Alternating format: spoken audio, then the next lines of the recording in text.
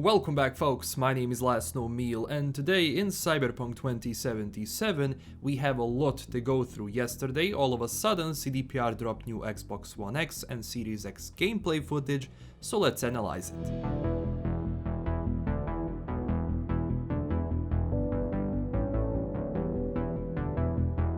Before we start, keep in mind this is official gameplay, so no leaks or footage which can potentially contain spoilers. The gameplay itself starts with V and Watson with a mission called Automatic Love, and I believe this mission might be the start of that questline when we meet Evelyn and Judy, but since we can call Judy immediately, this might be after that.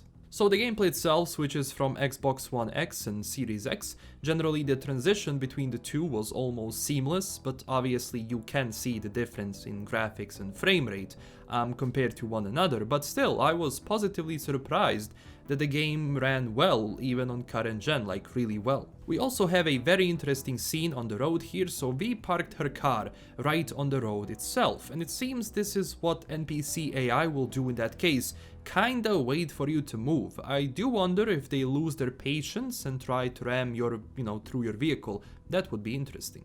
But overall, the details of the city look absolutely gorgeous. And I know some people asked about the lack of NPCs in certain areas. Look, different areas have different NPC density.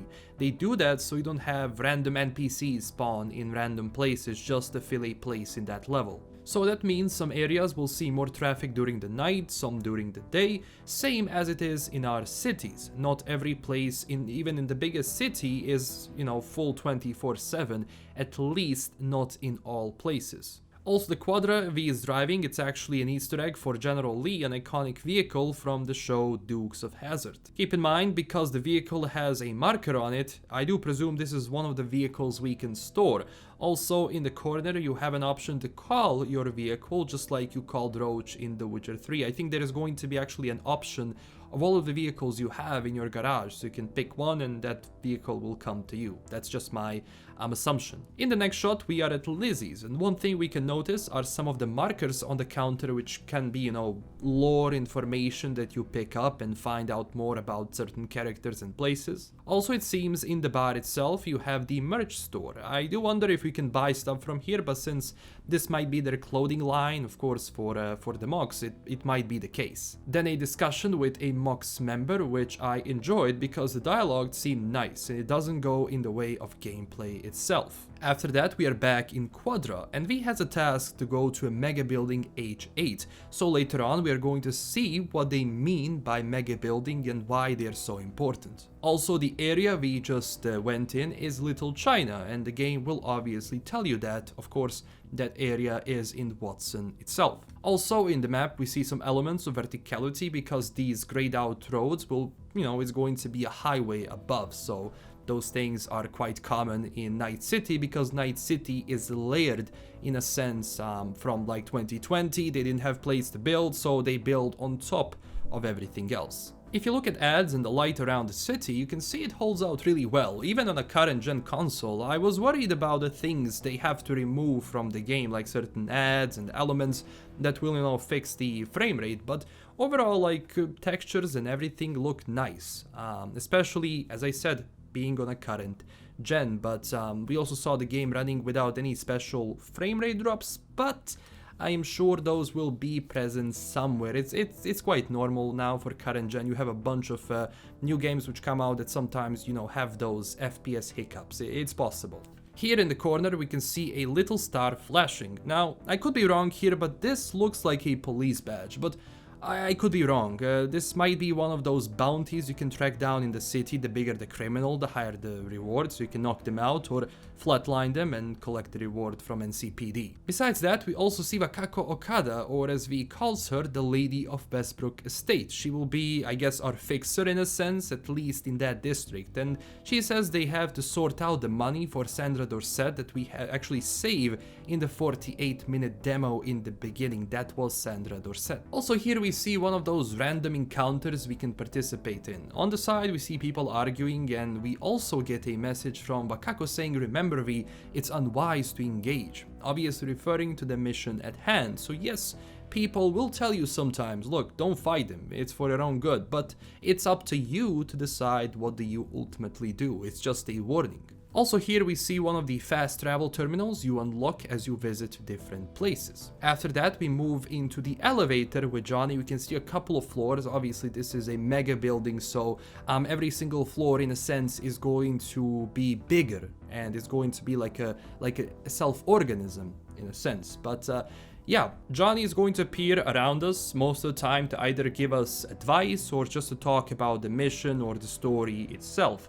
Johnny, it seems here, doesn't trust Judy because some tiger claws appeared after her, so I guess he's insinuating that she is not what she presumes to be, but of course that's open to speculation. Of course, every character here has their own agenda, so he could be onto something, but Johnny can also lie to you for his own gain, so don't trust people in the game like immediately. We also see some funny dialogue like this one here that you will see around Night City, and some of these you can interact with probably, with some you cannot. It was kind of the same in The Witcher 3. With some NPCs you can talk, but they will just say one or two lines, and then others you can actually interact with.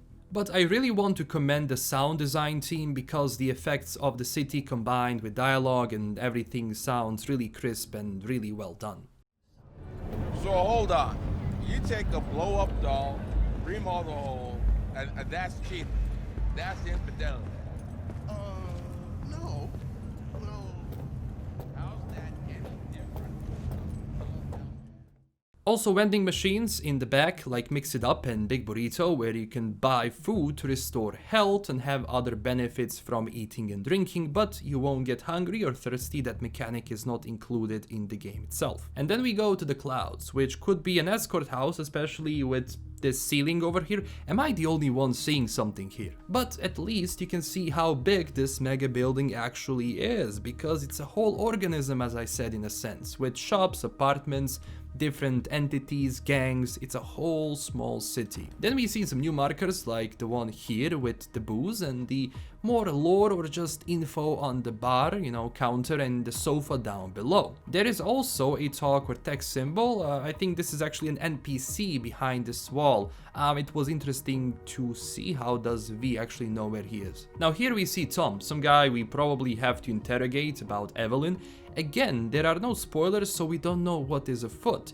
Also, some missions will take place during the night, so there is going to be that mechanic in the game, especially like it is with this particular mission. Also, people will have a clear vision showing where they look, so you will be able to navigate better through the level. More stuff to collect here, could be more info, something maybe even useful for the story. I'm sure that sometimes the level is going to give you some hints about certain things you can actually do in the game to avoid maybe people or maybe avoid getting caught. But this seems to be the guy that is running the place here, and obviously he doesn't want to do anything with us. We have to interrogate him, and that's when the spoilers come, so it's good that they cut immediately. Keep in mind, this guy here might be connected to someone bigger, so think twice before you flatline him. Obviously things didn't go as planned, and we move to a gunfight scene where we can see the updated gunplay. V is carrying Ajax rifle with an extended mag probably and a Kiroshi optics. Overall, guns have a nice feel to them. They really worked hard on the overall responsiveness and weight and movement, which was discussed a lot in the community. Then V switches back to Nue, her sidearm, and of course we can see below that you can loot people, so no worries about that. I know some have been asking, but yeah, you can loot people and get stuff from them. I like the weight weapons have to them. Obviously that can be reviewed the best once we actually have the game in our hands. Also, V shoots a grenade mid-air and earns one of the achievements you will have in it by shooting a grenade mid-air. And look at this, by the way, the shock grenade also reflected on the guy lying here because his cyberware was exposed to it, so that is actually a really nice detail. Then we see a quick weapon swap to katana after the handgun, and this was another fear I had about the speed of swapping stuff and doing combos. It seems it's smooth, and I was happy with the overall transition, especially this finisher in the end. After this encounter, we go to Jig Jig Street, which could be one of the red light districts in Night City. This area shows more people generally, and some NPCs have special things to them, like for example, the sign for a working girl. Also, some other NPCs have different markers like this one over here, so this is a person of interest in a sense. V makes her move the fingers, the guy we saw a while back, but one thing which is interesting is the dialogue here.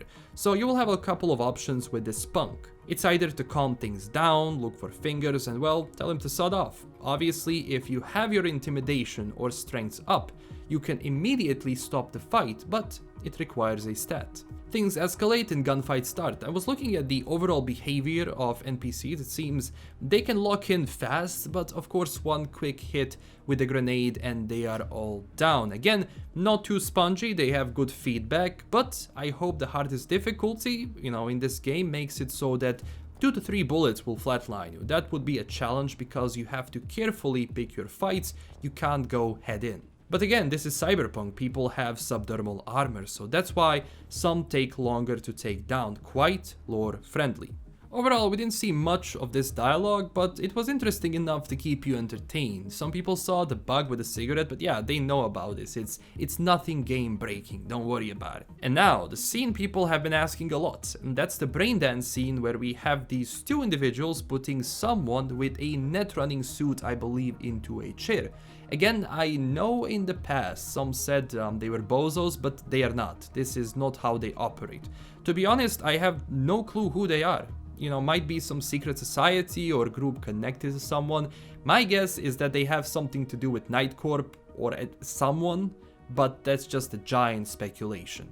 So there are two options which might have happened. Number one is that we see Soul Killer in the works for the first time, and that's a program created by Alt Cunningham which copies your version, the digital version, onto the net while destroying your physical body. That's the same thing which happened to Alt when, they extracted her. And if it's not a soul killer, then it might be some sensory hack, because those can happen, but inside the net, not here. So the first option sounds kinda possible. We will definitely more once we analyze the scene itself in the game, but these people, I don't know, I have a bad feeling about them, especially with these masks, but whomever they are, they know exactly what they're doing, which makes them a lot more scary.